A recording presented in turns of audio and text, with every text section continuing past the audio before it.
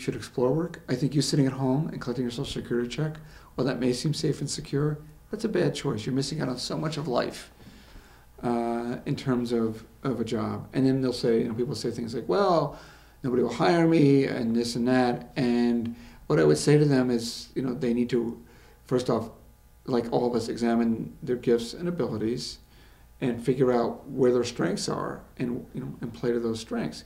You're not going to go into an employer and say, oh, I have a disability, would you hire me, please?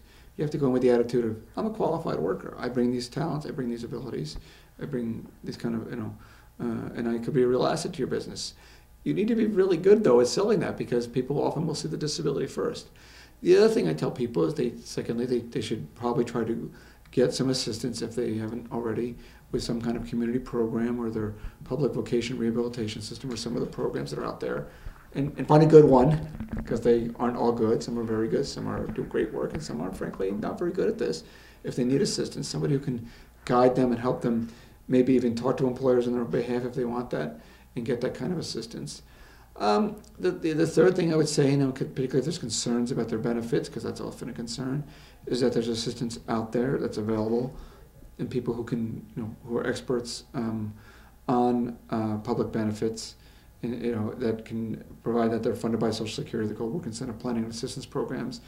Because so part of the message I would say is, you may think I'll lose my benefits if I go back to work, because that's often what people say, and I would say to them, it's probably not true. You'll probably keep your Medicare and Medicaid or public health insurance. You may, your Social Security check may be reduced. You may lose that, but that will be replaced by a job, and hopefully your earnings from a job. So you should at least make sure you've got the facts from the right people. People may be telling you things, your brother, your sister, your peers. That's not, talk to the experts on that.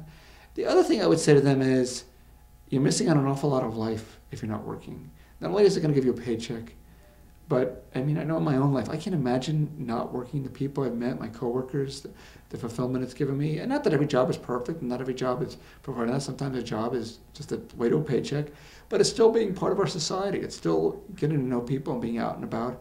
And it's not healthy for people to sit home every day. It is absolutely, and there's been no study ever done that has shown that work has a negative impact.